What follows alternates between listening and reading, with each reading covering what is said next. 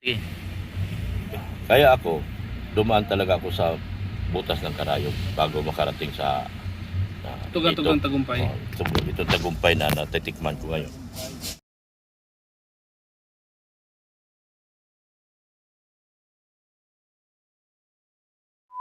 Mga kalinga, porsigido na ang mga trabador.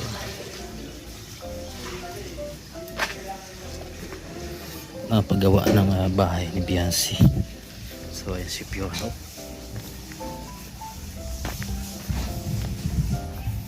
Ayan po, galit na galit si Piolo.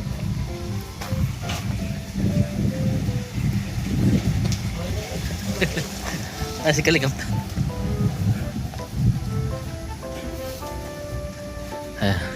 Ayan po si ano. Uy! Kumusta? Diyan ka pala. Tutukan.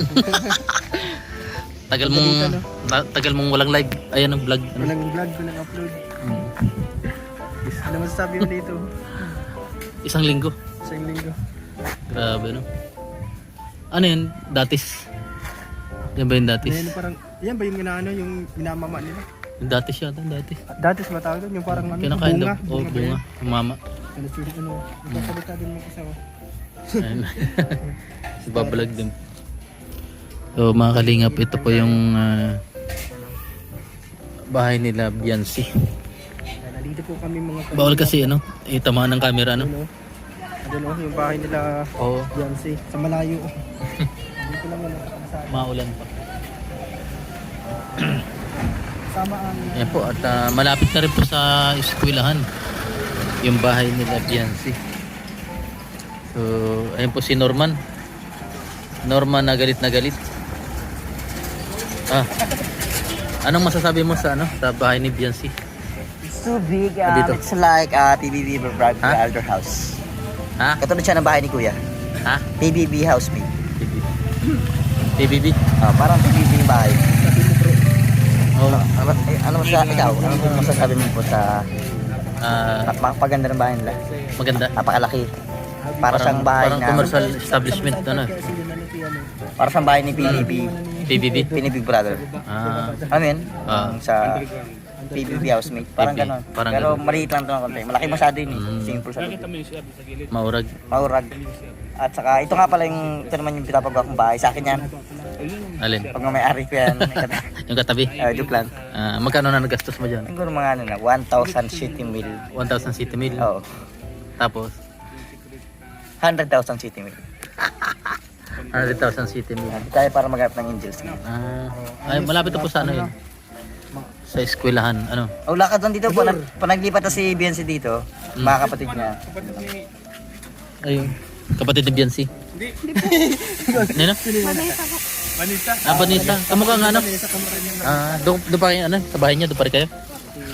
Laki na yung bahay niya. Kapatid pala ni Biancy yan. Ay, Manisa. Vanessa. Dito kasi yata yun. Yes, alam mo, matagal na kasi ako dito. Sa hindi ka nilatan. Matagal na ako nakatira dito. Tagal na. Saan dito yung kalahanan? Simula pa Ay, doon nung... sa kabila. Ay, kailangan na doon yun. Sa kabila. Nagsimula. Doon sila nataan mo na. Oo. Huwag niya sikat kasi hindi ako sikat.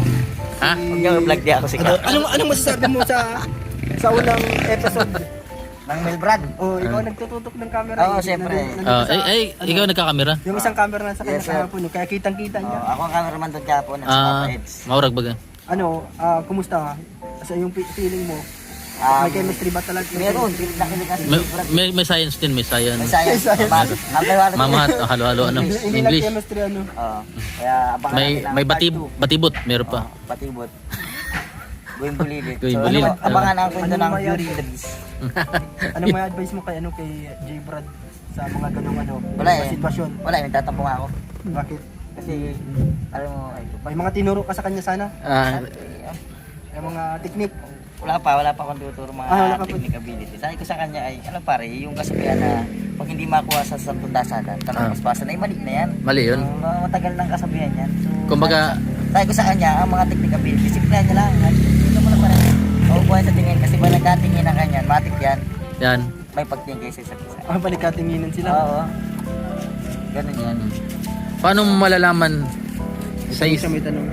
sa isang babae kung may gusto sa isang lalaki? Paano malalaman? Kailangan tanongin mo yan. Ha? Tatanungin mo siya. Tatanungin. Oo. Pero ano, iba yung sa ano. May mga ano kasi, may mga galawan baga na ano. Ano? Oo. May mo ang tao dito, mararamdaman mo Mararamdaman, agad. oo. Nararamdaman ba? Mahalata mo agad kung ano. Kung may gusto. May gusto din sa'yo. Paano yun? Paano yung nalalaman?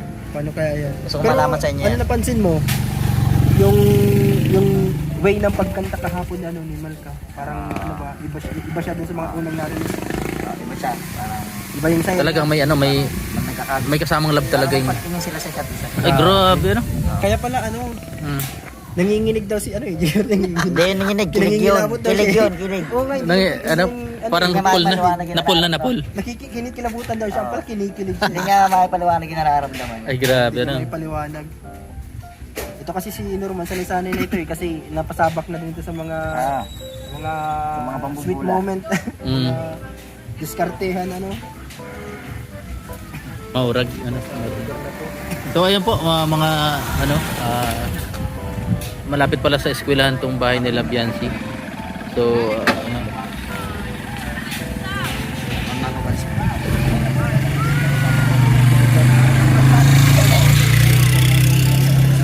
so ayan, Support niyo po palagi at suportahan ayan, ang ay tayo. komedyante din. Shout out po. Masiyahin. Parang namumuti tayo. Renz Alde Kalampitos TV. Shout out to. Mula noon hanggang ngayon. Nasaan yung ano mo, yung dating suot mo ano, nandyan pa sa inyo? Sa lakot. Sa lakot ba yun? Oh, nado sa Para kasi sakyan. ano si Kung Lao sa Ah. Mortal Kombat. Sakyan. Ay, doon sa ano sakyan. Ayun po. Ayan po, napakalapit po ng eskwelahan dito. Uy, gawin po, tuloy-tuloy na. Almost ha. Tuloy-tuloy na yung ano, paggawa ngayon. Oo. Grabe na yung ano. At abangan natin yung kalalabasan nito. Ano kayo magandang kulay dyan, ano? Siguro baka kulay green, ano? Kasi paborito nila Sa Biancy, bahay ni kulay Biancy. green, ano? Oh, green yan. Baka green siguro, ano? Minsan dilaw baga. Dilaw, yung sa color ng Team Kalinga. Oh, 80 meters pala. 80 meters. 80 meters. Yung eskwelahan nila Biancy. Ayun oh. Yan, 80 meters. So, napakaraming nyug po dito. Kumpleto na. May school kasi dito. Oh, may ay. school. Kapatid nito, oh. Tapos Dominador, ano ba yan? kayang lakarin ano. Yan po nag-aaral si Isa. Sino? Ay, yung isa kapatid ni dalawa. Isa doon yung sa unahan kasi ang bahay nila. Oo. Kasama natin yung sa batch school. Oo. Sa Pilipinas, no? Pinaka ano. Doon, no? Minsan pa nag-K-Boys and Mission. Diyan namin ano, sinusundo nila Kalingap Edo. Kung Pwede- sino yung kasama Pwede namin. palang hardiplex lang ano. K-Boys and Mission. Maganda yun. Yan ang gawin bro. Alin po? Hardiplex na lang. Ay, maganto. No? Simple lang ano. Oo. Tapos pag ganyan, Hindi ka na... ano yan, pag ganyan lang yung design, parang hindi siya mabanas ano. Oo. Parang ano. Pero dapat kung yero yung bubong mo, lagyan mo ng ano, kesa. Pero mas maganda pa rin talaga yung ano, yung konkreto kasi pag ano ba nakakahagas pag may ano, may bagyo. Oo, nakakahagas. Tapos na, tara na. Ayun. Oo.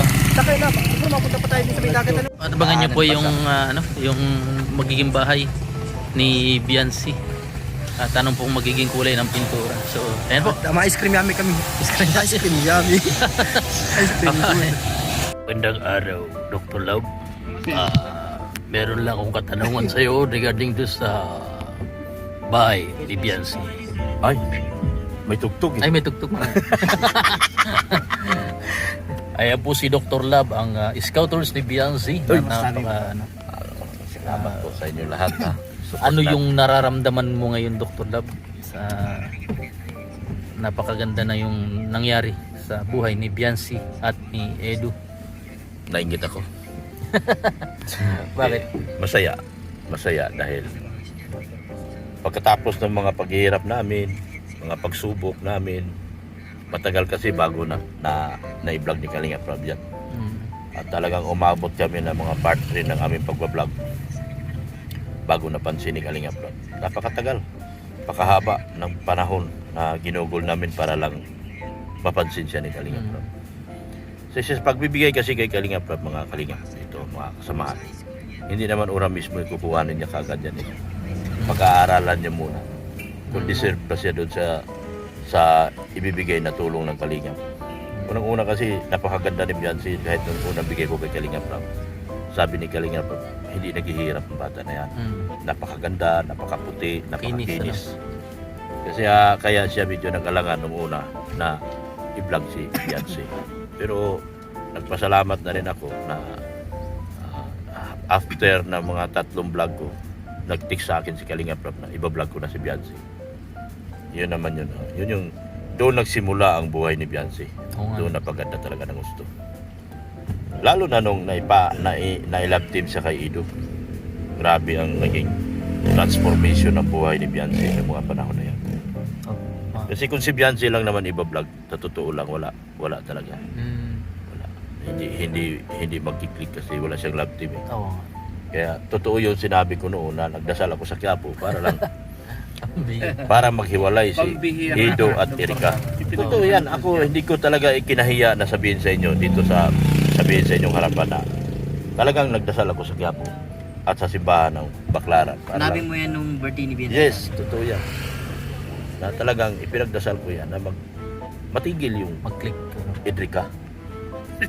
Matigil talaga. Ikaw ang magdahilan yan. Ako talaga. Sinabi niya sa birthday. Oo, alam na ng marami. Alam ng marami yan. Na lahat ng mga paghihirap ko para mabigyan ng buhay na maganda si Beyonce. Kaya nagpasalamat ako at hindi naman talaga nagbabago si Beyonce hanggang ngayon. Kung ano yung una natin pagkakilala sa kanya, hanggang ngayon, down to earth pa rin siya. So, deserve niya ang lahat ng mga biyaya na nakukuha niya sa Kalingap. Okay. Maraming salamat, Dok. Walang anuman. Dahil, ayan. Bakit Dok pag tuwing si Beyonce pinag-uusapan, naluluha ka? Hindi kasi ito ang unang pangalawa na to siya, napabahayan na scout ko eh. Panguna si Marian. Pangalawa si Beyonce. Ito talaga talagang matutulo ang luha mo dahil sa napakatindi ng transformation na nagagawa at nangyari sa buhay niya. From rags to riches. Yan. Saka makakita ganyan kalaking bahay. First time sa history ng Kalingap. Laki ng bahay na. First time sa history ng Kalingap na magkaroon. Nagulat ako doon sa kala ko may lumawit na ahas. Kaya talagang hindi rin yan natutupad kung wala yung Kalingap dito. Kung wala yung isang Kuya Bal sa Matubang. Kasi Walang Ate Edna at walang Kalingap Rab. kung wala mong buto wala mong puno Oo. Diba? Kung Kung walang kaya kung sa utang na loob talaga, grabing utang na loob ko sa Laking utang na loob. pamilya. Kuya. Kaya kahit na anong mangyari, hindi tayo hihiwalay sa mga taong naging dahilan kung bakit nagkaroon tayo ng matinding transformation sa buhay natin. Tama yan. Tama Tipong hindi natin nararanasan dati. Ito, Naranasan natin. Ginhawa, Sarap ng buhay. Biruin mo, nakilala. isang opportunity na mabigyan ka at makilala ka sa YouTube. Isang napakalaking opportunity. Na wala man lang hinihingi sa iyo ng kapalit kahit 5. Ibang mga vlogger ngayon, sa totoo lang, nagbibigay sila ng opportunity na makipag-collab sa mga vlogger, pero may bayad. Pero itong mga matubang ni 5 lang hinihingi. Ikaw pang bibigyan. Oo, Ikaw pa. napaka talagang Katulad bilib nung ako. Bilib ako. Di mo nabutan yun, binigyan kami ng mga Ay, hindi ko nabutan. 10,000 monthly. Last batch kasi. Nakikulab na kami, binigyan pa kami ng 10,000 Hindi ako nakatikim ng yung sinesunduhan kayo, no? Grabe. Hindi ko natitikman yan. Nasa sarili kaming area, Talagang- pinapadalan pa kami. Kaya nagporsige talaga ako ng todo kasi hindi ko manatikman yung mga bagay na yun na nagbibigay ng allowance si Kuya Bal. Alam mo ang ginagawa ni Kuya Bal? Ang haba ng pila, nakapila siya. Tapos ganito kakapal yung resibo ng Palawan. Umabot ng 1 milyon, pinapadala lang sa amin yun. Kaya talagang mabait si Kuya Bal. Kaya ako, dumaan ako sa May butas. time na nga- Dumaan ako sa butas ng karayom. Okay. Kaya ako, dumaan talaga ako sa butas ng karayom bago makarating sa Tugang tagumpay. Ito tagumpay na natitikman ko ngayon. Hindi ko talaga hindi ko inaabuso, hindi ko pinalagpas ang mga pagkakataon na binahagi sa akin ng ating Panginoong may kapal. At hindi tayo nag-abuso, hindi tayo nanakit, hindi tayo nanamantala ng kapwa. Yun talaga. Kung ano yung kalingap, doon tayo. Kung ano yung patakaran ng kalingap, doon tayo. Maging maingat tayo Naniniwala ka ba kung ano yung puno, yun ang bunga? At kailanman, huwag tayo magpapadikta sa sponsor. Naniniwala ka doon? Kung ano yung puno, yun ang bunga. Yes. Huwag tayo ingat tayo sa mga. Bakit? Sige Dok, maraming salamat Dok. Ay, manood na tayo ng... Tawag pala, nagtawag. Dali. Yan.